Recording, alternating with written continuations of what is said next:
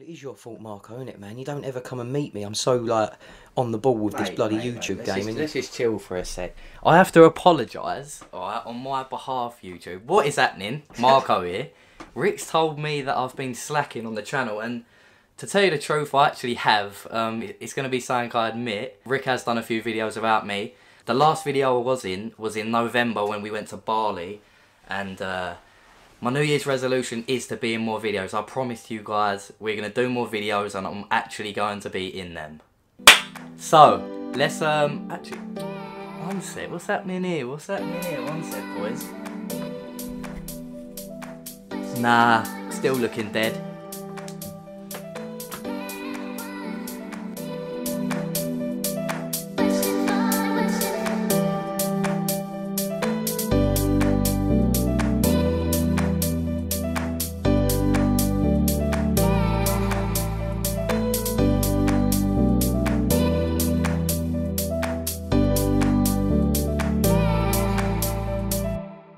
Now, let's crack on. Guys, thanks for coming back, and if you're new, welcome to the channel. This is the MI Life, and today's video is going to be 5 tips for every upcoming YouTuber, for anyone that's wanted to start YouTube or just film their daily life. We've made this video for people who have always wanted to start YouTube but have never actually got around to actually doing it, and for the people that lack confidence and don't know how to express themselves in front of a camera. So here are 5 tips for every upcoming YouTuber.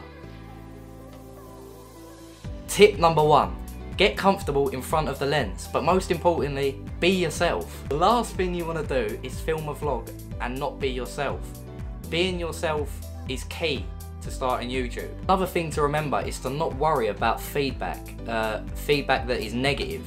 Negative feedback isn't the worst thing. You could have 10 people, 100 people or 1,000 people that don't like your channel, but 2 people that love it and they love the content you make, and they're the ones that have got 1 million followers. So, the main question, how do you get comfortable in front of a lens? Well, a lot of people would say sitting down and filming yourself, and that is probably the best thing to do, like I'm exactly doing now. As well as filming yourself in front of the camera, another good practice to do is to actually go outside and film with your camera in front of other people, aka the public. It may seem quite daunting to have a camera out in front of people that you don't know, but screw them, they don't care. All that matters is the content you're making and the content that people are watching. And the beauty of film work is that you can edit parts out that you don't need. For instance, if I didn't like this part I'm filming now, I can simply just edit it out and none of you guys will ever see it. So tip number 1, press that record button and get comfortable in front of the lens. Sweet. What's happening, guys? Tip number 2.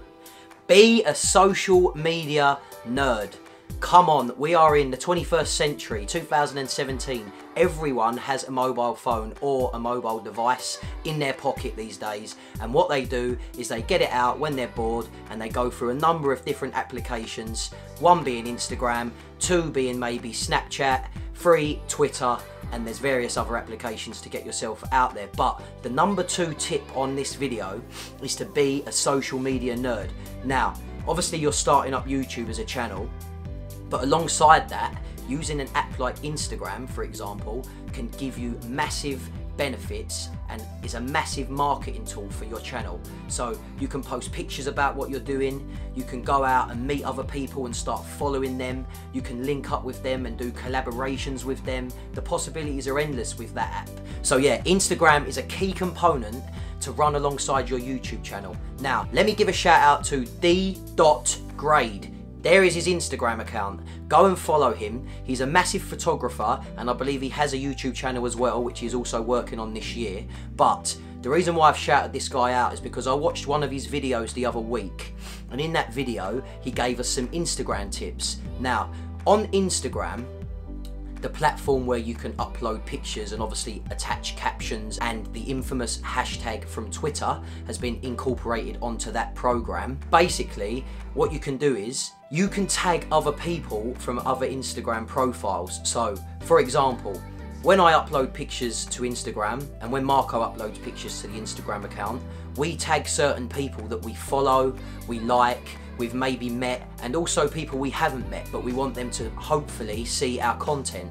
Now, there's a few ways you can do this. You can do it in your description when you post your picture, and you can also use Instagram story, which I believe has been around for maybe 6 to 12 months, I think, now on the platform. And what that allows you to do is basically notify your followers when you're about to upload posts. So very recently we've been doing that, and we've basically been putting nice pictures and tagging people that we like to let them know that we're about to upload content, and that brings in attention. That basically builds your network of people and hopefully gets them to follow your channel and also go and view your content.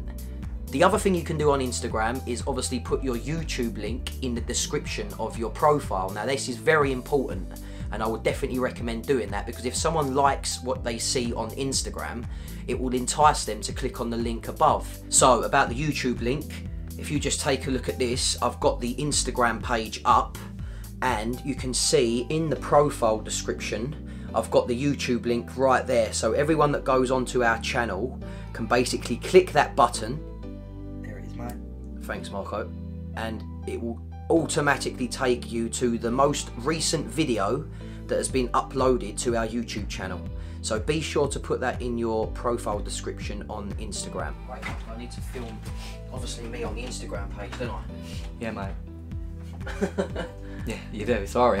Sorry, I had to go and clear my nose. But yeah, so the other unbelievable guy I want to tag in this video is Mr. Sir Peter McKinnon. This guy is one of my favourite YouTubers. He is so knowledgeable in the field, and he's got many followers, and his content is superb. So yes, Peter McKinnon. But the reason why I've mentioned him here is because I was watching a video of his the other week, and him and his friend were talking about Instagram and how they want to improve their Instagram game. And basically, one of his mates was explaining how to post your pictures. So obviously when you're out and about doing shoots, like vlogging, whatever you're up to, you're going to be taking photographs to ultimately put onto the Instagram platform. Now, you can post one image, or you can post a variety of images. And the thing I like about Instagram now is you can actually do series of images. So if you're out doing a particular shoot, you can have, say, 4 or 5 images on one post, and then people can sort of scroll through the screen and obviously have a look to see what you've been doing. It allows you to vary up your content as well. So that is another tip for Instagram platform. Do you know what? It's just come to me. You can also use Snapchat to your advantage as well, and we actually don't have a Snapchat channel, so there is the link. We have just set up a profile, the MR Life Snapchat, which I'm going to give to Marco to run, because I'm not very good on Snapchat. I've tried it a couple of years ago, personal account, and it just was yeah, a bit weird. But Marco's going to be running with that Snapchat account from now, so go and follow Snapchat. I'm sure he's going to keep you guys entertained. So I hope those couple of tips to be a social media nerd help you guys out when you are starting your new YouTube career. Good one, Rick. That was nice stuff there. Next tip number 3, networking. And we're going to start off with business cards.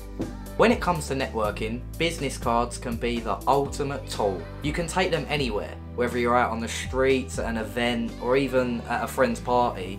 Whip one out, show them what you're about. For example, you may go to an event and you might meet someone, and when they get home, they're not going to remember who you are. A business card is perfect. You give it to them when you've met them at the event. They've slipped it in their wallet, they've boshed it out. Who's this? Oh, it's the MR Life. Oh, this looks quite good. Gonna go onto our channel, mate. It's another subscriber to the channel, mate. Sorted. So as you can see, this is our business card. We've got a few simple things on it. We've got our social channels, our name, and a simple little message. And the message is, follow the journey. We've actually, well, I say me, Rick, has been around London with a bit of glue tack, just sticking the cards about on trains, buses, statues, anywhere he thinks there's going to be a lot of public attraction. You, for example, may do a YouTube channel about working out or fitness, so you would approach gyms with your marketing material and approach that audience. You may have a channel about cakes, so you'd approach bakeries. It works in all areas, sporting events, wherever you go, just bring your material and place it to the relevant audience, because the more relevant, the more appealing they're going to be to it. So, networking, in my eyes, is the most important part of everything. Anything you do in life, whether it's YouTube or business or whatever you want to pursue, networking is key. So make sure you network in every shape or foam. Come on, the boys. Tip number 4, tip number 4. Perfect your post editing.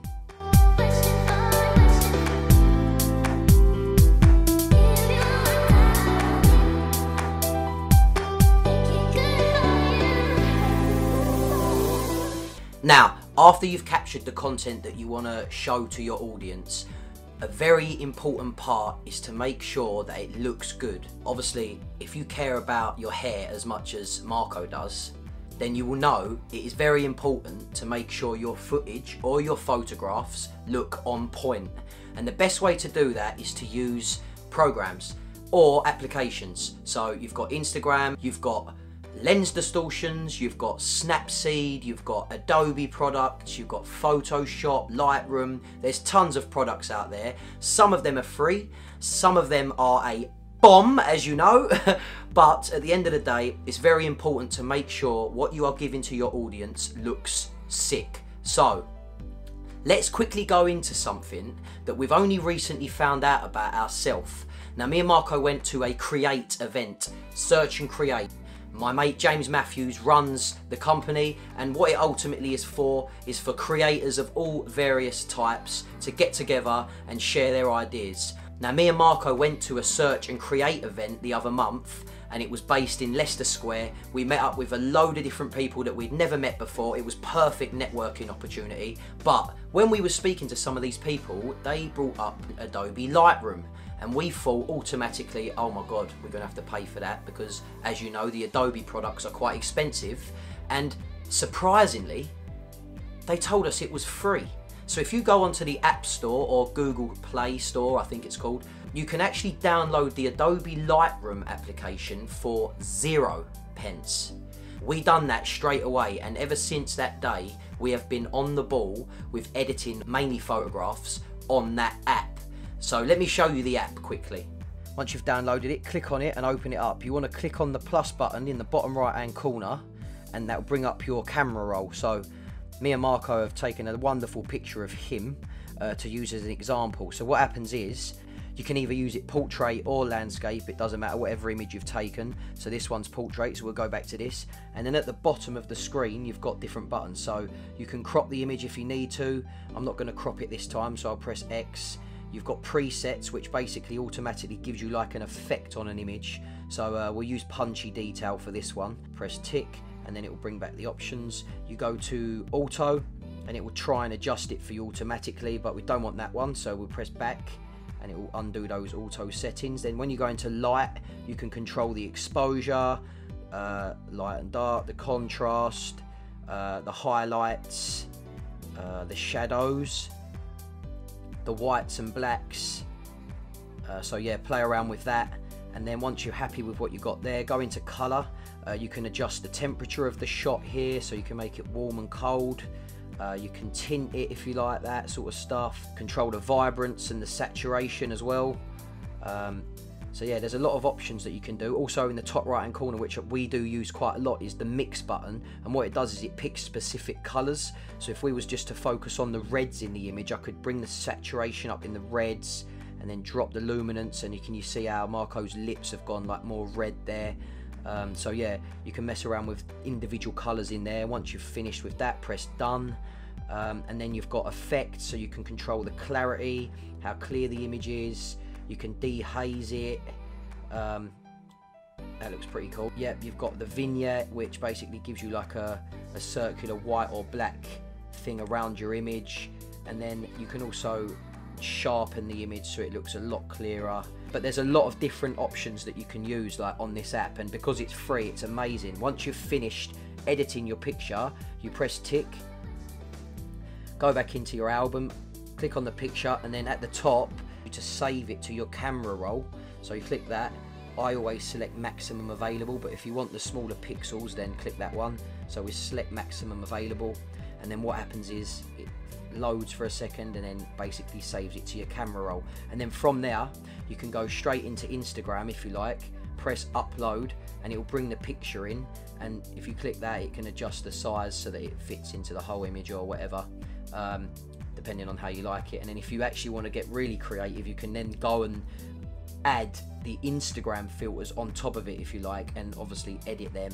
You guys obviously probably played around with these buttons before, but yeah, so basically the Adobe Lightroom app is amazing. It is free and there's a lot of options that you can use to make your picture look quality. The other two apps that we mentioned previously are Snapseed and Lens Distortions. I'll go into Snapseed and just explain what I use this for. There are a number of different things you can do in here as well, similar to Lightroom, but what I actually like to do is go into the brush feature and click on the exposure thing. And what that basically allows me to do is bring out underexposed areas of an image. So if I feel like I want to brighten up the hut, for example, I can go over that like that and you'll see that it's brightened it as opposed to the darker part of it there. So again, you go into brush, click on exposure, you can adjust how much you want to overexpose it by, or even underexpose it. I think you can go under as well, yep. And then you can make it darker. Look, so there I've made it darker because I thought it was too bright, and I've gone along the top of the roof, and you can just see how it makes your image look a little bit cooler. Obviously I've gone over the whole image there, but you don't have to go over the whole image, you can just select bits that you want to do. So I use the Snapseed app just for that, but there are other parts of the app that you can use to control your image.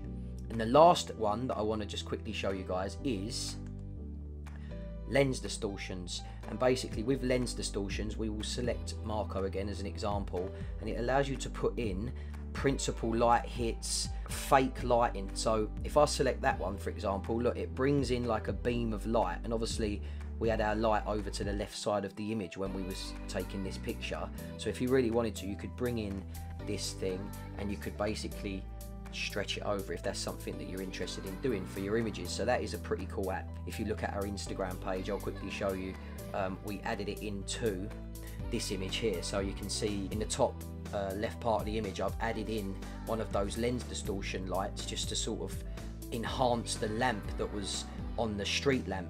But yeah, just experiment around with these apps to make sure that your post editing is on point. And obviously you want to make sure it's important to edit your footage in post as well. So when you're filming your vlog, you want to make sure that it looks good. Now, Adobe also have a program called Premiere Pro that you can use. There's also programs called Final Cut Pro. You can also use Windows Movie Maker, although I wouldn't recommend that one because it's not very good. But yeah, you just ultimately need to make sure that the content you're putting out to the world looks insane, because at the end of the day, you do not want to go out, waste a load of time and effort filming what you wanted to show, and then when you come to post editing it, it looks rubbish. So tip number 4 is make sure your post editing is on the point of my finger. And last but not least, tip number 5, take your camera gear everywhere. When I say camera gear, it doesn't have to be everything you own, just anything that can film. For instance, your camera, your GoPro, your phone even. Anywhere you go, take it, because the last thing you want to do is miss the moment. When you're filming a video, you want to get as much footage as you can. The last thing you want to do is have a lack of footage, because when you come to editing it and you've only got 4 clips, you're going to be screwing. The more clips, the more leniency you have to make that banging video that you want to do. So, number 1 rule, take your camera everywhere. So guys, we hope you enjoyed this video and we hope that it's beneficial to you when you're starting your YouTube channel up. We just want to say thank you to everyone that's followed us since April last year. We're 3 weeks into January of 2018, and trust me, this year is our year. We have already spoken to one another about a variety of different things that we are going to introduce into this channel, so we've got some exciting stuff to show you guys. Stay tuned. He didn't know what to say there, so I I wanted you to get involved and say something.